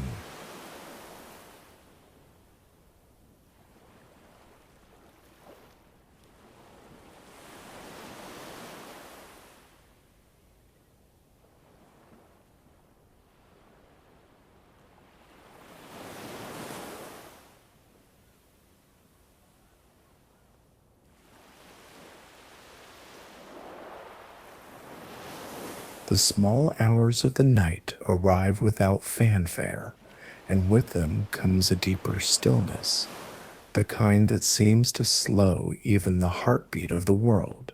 The ship drifts through calm waters, the sails barely fluttering, the sea so smooth it could be glass. Above you, the moon hangs low and full, its silver glow casting the ship in quiet luminescence. Shadows stretch long and soft across the deck, blurring the line between reality and dream. You let your fingers trail along the railing, the wood cool and damp beneath your touch. Every creak, every breath of wind feels amplified in the silence, as if the sea itself is holding its breath alongside you. You move slowly, as if faster steps might shatter the fragile peace of this moment. This hour, the very heart of night, was always the one sailors feared most, not for the darkness, but for the wear on the mind. The mind, in these hours, plays tricks, whispers of distant voices, phantom lights on the horizon, the sharp edge of memory cutting through the quiet. Even now you feel it, the press of the unknown curling at the edges of your thoughts. Here's your fact: pirates, despite their rough reputation, were often deeply superstitious about these dead hours of the night. Some refused to whistle on deck after midnight, fearing it might whistle up the wind in the form of a storm. Others avoided telling ghost stories after dark, worried that speaking of the dead might call them. And here's a lesser known detail. Some ships carried what were known as ghost lights, small protected lanterns that burned through the night, not for navigation, but simply to ward off fear. A tiny flame, a fragile defiance against the darkness. You glance toward one of the swaying lanterns, its glow steady in the soft breeze. There's comfort in its persistence, the way it refuses to surrender to the night. Historians still puzzle over the extent to which superstition shaped maritime life. Was it a psychological crutch against the vast, unknowable sea, or did it truly shape decisions in battle and survival? The sea, as always, keeps its secrets. The moonlight paints the sails silver. The stars, still sharp and bright, wheel slowly above. You feel the gentle sway of the ship under your feet, the familiar pull of the tide. A gull cries in the distance, unseen but present, and you close your eyes for a breath, letting the sound wash over you. Somewhere, far beyond the dark horizon, land waits, but for now, there is only this: the ship, the night, the endless sea, and the quiet certainty that you are still here, still breathing, still adrift in this ancient, beautiful world. The sky begins, almost imperceptibly, to shift. The deepest black of night lightens by a single shade, so faint, so subtle, that if you weren't standing so still, so quiet, you might have missed it. The stars remain sharp for now, scattered across the heavens, but you can feel the change in the air, the breathless anticipation of dawn. The deck beneath you creaks softly, the wood swelling and shrinking with the rhythm of the sea. The ship's timbers moan like a living thing, ancient and patient. You stretch your fingers, feeling the ache in your joints, the stiffness in your legs from hours on your feet. The cool damp has settled into your bones, but the gentle motion of the ship keeps you grounded, keeps your mind from drifting too far into sleep. Here's a fact to anchor yourself to. Before the invention of chronometers, sailors relied on dead reckoning to navigate, measuring speed by knots tied at regular intervals on a line, thrown into the water, and counting the time with sand glasses. It was a system full of error, yet somehow it guided thousands of ships across oceans. Pirates were no exception. They trusted the sea, their senses, and sheer nerve. And here's a lesser-known detail. Some pirates kept tiny charms tucked secretly in their pockets or sewn into their clothing, not just for luck, but for navigation. A small stone from a distant shore, a scrap of compass rose, even a bit of polished glass, personal talismans to remind them of where they'd been and where they still hoped to go. You reach into your own pocket almost without thinking, your fingers brushing the worn edge of a coin you've carried for weeks. It's smooth from handling, the face of the monarch nearly rubbed away. It's not valuable, it's not useful, but somehow it keeps you tethered. Historians still argue over how much of pirate navigation was guesswork versus skill. Some captains were master sailors, others little more than lucky gamblers. But in the end, every voyage balanced on the same knife edge of chance. The wind brushes gently against your face, carrying with it the scent of distant rain or maybe land, though you've learned not to trust such signs too easily. The ocean plays tricks. It gives and it takes. It teaches you to doubt your senses and still to follow them. The lanterns sway softly in the growing light, their flames now faint against the paling sky. Somewhere below deck, the faint shuffle of footsteps begins as the earliest risers stir, stretching limbs, rubbing sleep from their eyes. You remain still for now, caught in the in-between, between night and day, between fear and hope, between the life you've lived and the one that might still await you somewhere over the next horizon. The sea rocks you gently, the sky brightens by degrees, and slowly, so slowly, the world begins again.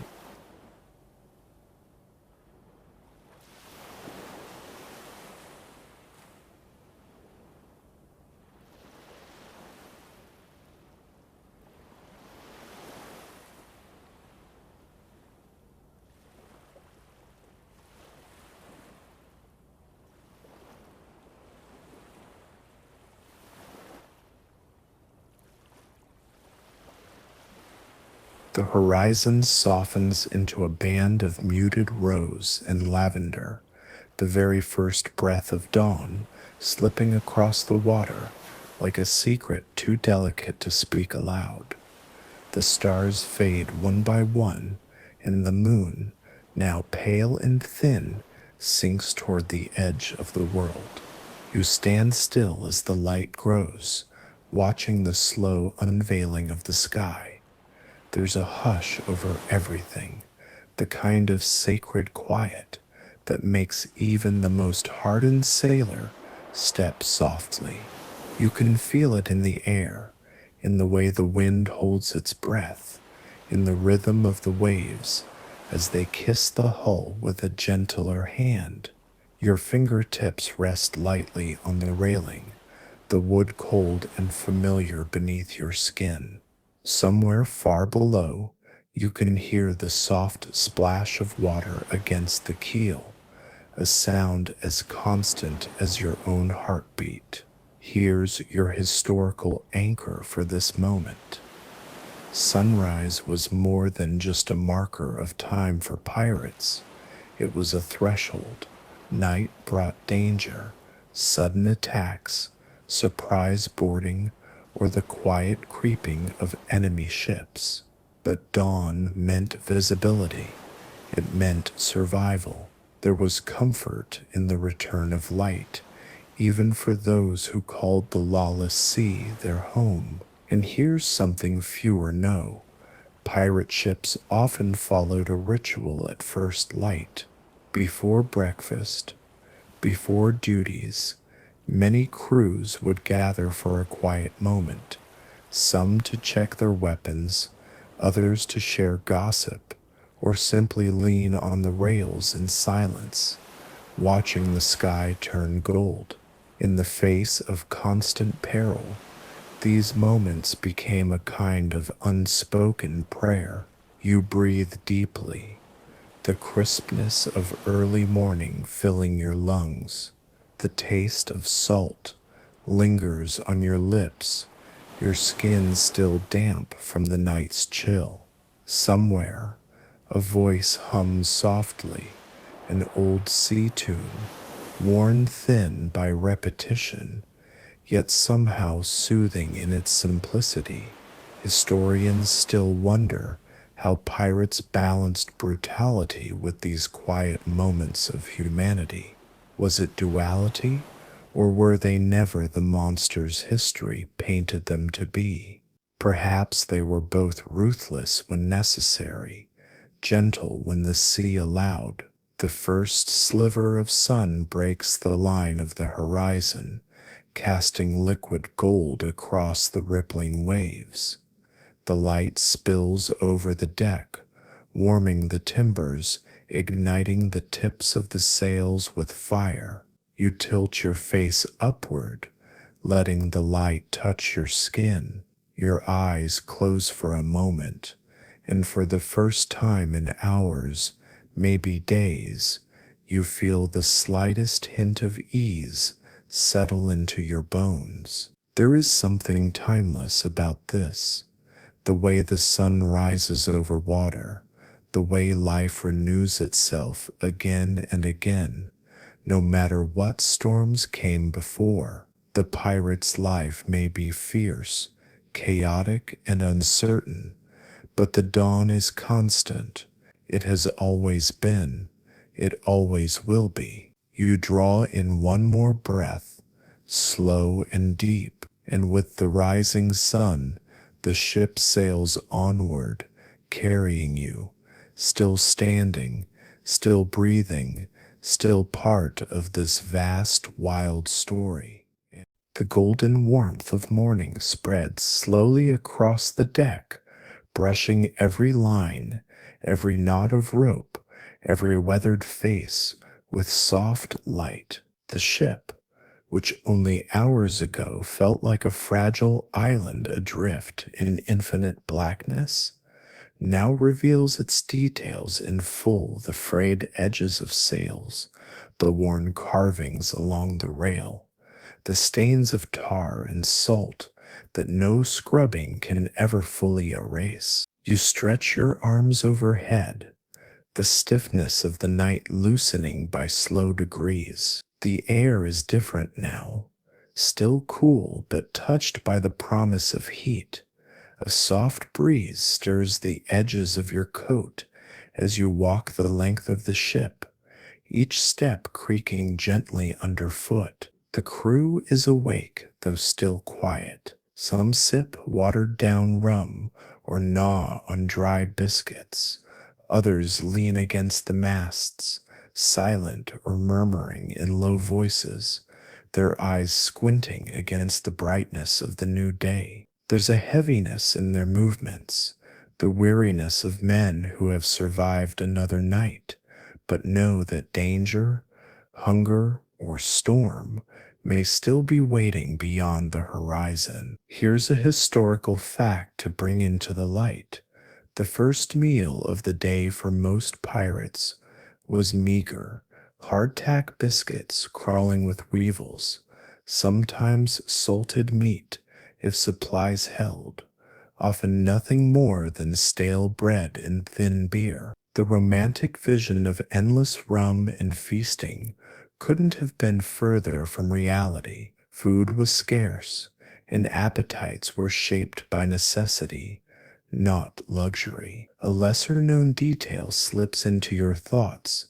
Some captains, particularly those who had once served in navies, insisted on organized meal times and even basic cleanliness, believing, rightly, that scurvy, infection, and starvation could sink a ship faster than any cannonball. These small rituals of order, though easily overlooked, often spelled the difference between life and slow decay. You pause near the galley, where a battered kettle sends up lazy curls of steam. The smell, burnt, slightly sour, makes your stomach tighten with both hunger and the memory of better meals long forgotten. A crewman offers you a nod as he ladles thin broth into a wooden cup. You accept it without words, fingers brushing against the rough rim, the warmth spreading through your hands. Historians still wonder how pirate crews maintained cohesion despite these brutal conditions. Was it the shared hunger, the constant peril, the thin thread of hope that one big score could change everything?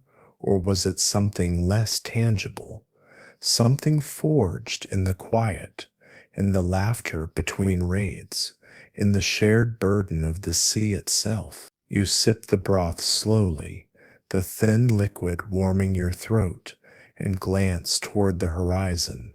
The water stretches out, glittering and vast, its surface broken only by the slow roll of distant swells. Somewhere beyond that line could be treasure, or battle, or death, or all three, and yet, despite it all, you feel it, that pull, the same pull that drew you here in the first place.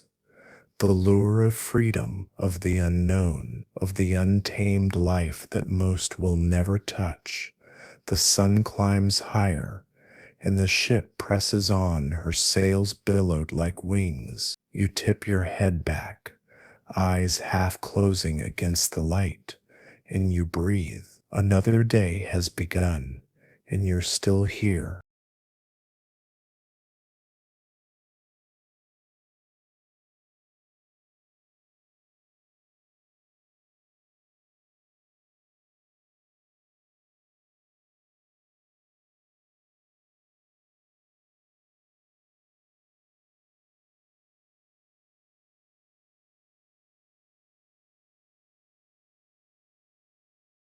The morning stretches out before you, golden and soft, as the ship glides over gentle swells that flash silver in the sunlight. The wind is steady, filling the sails with a low, soothing hum, and for the first time in days, or perhaps weeks, there is an unfamiliar quiet settling over the crew, the rare peace of smooth sailing, with no immediate threat on the horizon.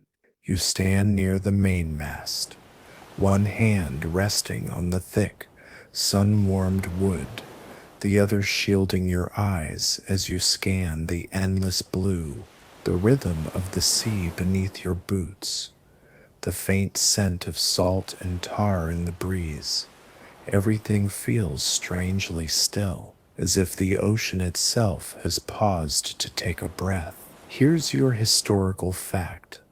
Not every day aboard a pirate ship was marked by danger, bloodshed, or storm. In truth, most days were long stretches of tedium, waiting for prey, for landfall, for wind. Pirates knew how to pass time in ways both clever and crude, carving wood, sharpening blades, gambling with dice or cards, and telling endless exaggerated tales of their own adventures. And here's the lesser known detail. Some pirate crews had musicians aboard, fiddlers, drummers, even the occasional flutist. Music was more than entertainment. It was survival. It kept spirits from fracturing during the long grinding monotony of the open sea. A lively tune could lift hearts after a failed raid or distract from the ache of half rations and bruised bodies. A soft melody drifts across the deck even now, someone strumming a battered mandolin, the notes thin but cheerful. It feels impossibly human in this wide, empty world. You find yourself smiling, just slightly, the tension in your shoulders loosening by imperceptible degrees. Historians still debate whether this lighter side of piracy, song, laughter, shared meals, was more myth than fact. Were these hardened men truly capable of softness, or is it simply human nature that even in the darkest corners we seek warmth, wherever we can find it. You lean back against the mast, eyes half closing, letting the tune wash over you. The ship creaks beneath you, her bones old but strong. The wind brushes your face with a soft hand, carrying with it the clean scent of open water. For now, there are no sails on the horizon, no shouts of alarm, no lashing rain, just the ship, the sea, and the sky. You exhale slowly, feeling the tension of the night finally begin to uncoil deep inside your chest. For this moment, at least, the world is still, and you, against all odds, are at peace. The gentle spell of the morning lingers, each hour unfolding like a slow breath. The ship moves with a quiet grace, her sails taut and full, the creak of her timbers blending seamlessly with the soft sigh of the sea. You find yourself slipping into the rhythm of it, the sway, the hush, the steady pulse of waves against wood. It's easy, in moments like this, to forget the dangers that lurk beyond the curve of the horizon. You walk the deck without hurry, fingertips trailing along the rope lines, boots clicking softly on planks smoothed by countless footsteps before yours. The crew around you is subdued but content, some mending sails, others sitting cross-legged in the shade of the mainsail, sharing low laughter and whispered stories. Here's a historical fact to settle into. Contrary to the blood and thunder legends, pirate ships were often startlingly democratic places. Crews voted on their captains. They elected quartermasters. Even the division of spoils was typically governed by agreed upon articles, rudimentary pirate constitutions that outlined everything from punishment to pay. A lesser known curiosity, some pirate ships even compensated injured crew members with specific sums. Losing a limb, for example, might earn a man more than his fair share of gold, ensuring loyalty and brotherhood even in the face of unimaginable hardship. It wasn't kindness necessarily, it was survival. A crew that felt valued was a crew less likely to mutiny. You pause, glancing over at a cluster of men gathered near the rail, tossing dice onto a barrel's flat top. The soft rattle of bone on wood drifts to your ears, along with bursts of quiet laughter. No one is rich. No one here is safe. But for this heartbeat of time, they have what they need: the sea beneath them, the sky above, and each other. Historians still debate whether this egalitarian system was truly as widespread as the old tales suggest. Were all pirate ships run by codes of fairness, or did brutality and chaos rule the decks more often than not? Like most truths at sea, the answer likely lies somewhere in the middle. You take a slow breath, tasting the salt on your lips, the faint tang of tar and hemp rope in the air. The sunlight warms your face, and you let your eyes drift closed for just a moment, swaying gently with the ship's motion. The wind hums in the rigging like a lullaby. The waves lap steady and soft. The crew members murmur, their voices low and easy. And you, adrift on this vast, timeless ocean, feel something rare and fleeting. You feel calm, and in a life like this, calm is treasure enough.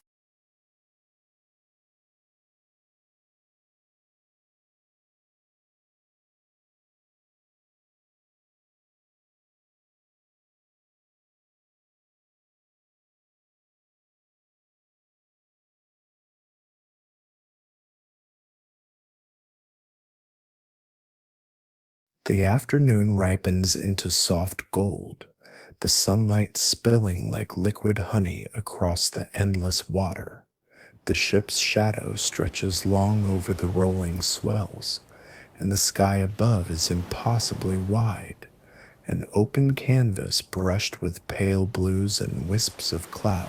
You lean against the railing, your eyes half lidded, breathing in the clean, salted air as the hours drift by in gentle, unhurried succession. The deck hums with quiet activity. A few sailors patch torn canvas under the shade of the mainsail, their hands moving with the easy rhythm of practice. Others polish brass fittings or mend frayed lines. No one moves quickly, but no one is idle either. Life aboard demands constant attention, even on calm days like this. The sea, after all, can turn with little warning. Here's a fact that speaks to that constant tension. Pirate crews were expected to remain battle-ready at all times. Even in moments of peace, weapons were kept close, powder dry, and eyes sharp. Surprise was the deadliest weapon of all, and more than one pirate ship met its end by dropping its guard in waters that seemed friendly, a quirky detail that often slips through the cracks of legend.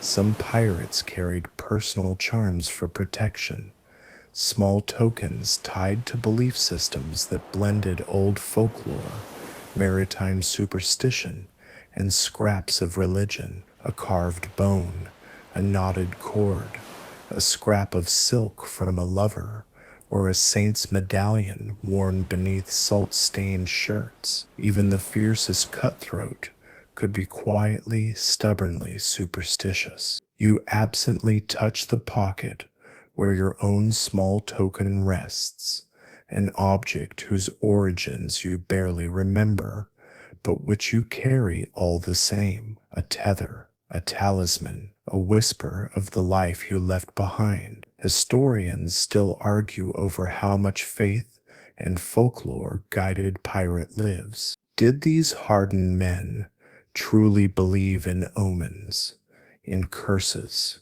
in the unseen, or were these rituals simply ways to wrest control over an uncontrollable world? The answer, as with most things at sea, lies somewhere in the drifting fog between belief and necessity. The wind freshens slightly, tugging at the sails and setting the rigging to soft music. You glance up, watching the canvas swell, hearing the familiar groan of rope on wood. The ship picks up speed, her prow cutting cleanly through the gentle swells. For now, the world is vast but not hostile. The sun warms your back.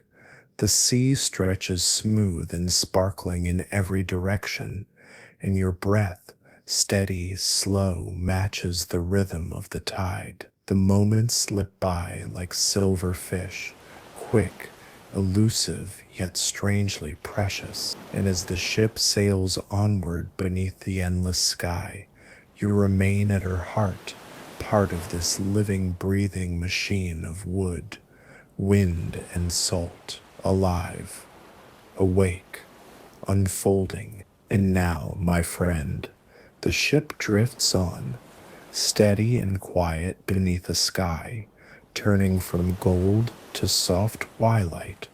Once again, the day fades, as all days do, and the endless ocean stretches out like a dark silk blanket, calm and unhurried. You breathe in deeply, slower now, feeling the rise and fall of the ship beneath you, the soft creak of wood, the whisper of sails above. The wind has softened.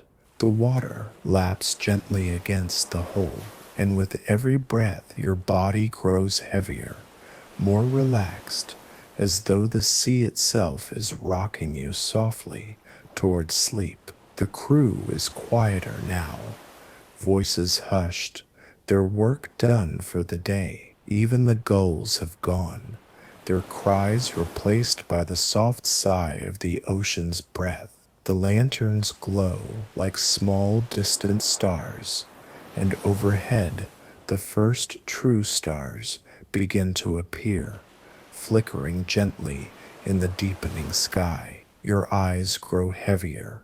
The world blurs at the edges. The rhythm of the ship, the subtle sway, the quiet hum lulls your thoughts into stillness. There is no past here, no future, only the present moment, the ship, the sea, and you floating through the darkness, safe, carried, and utterly at peace. The soft breeze brushes against your skin like a feather. The night wraps around you, gentle and cool. Your breath slows, and the distant song of the sea pulls you deeper into softness, into stillness. Let yourself drift. Let the tide carry you wherever it wishes. You are safe. You are weightless. You are part of something vast and timeless. And as the last light fades, your mind drifts, your breath deepens,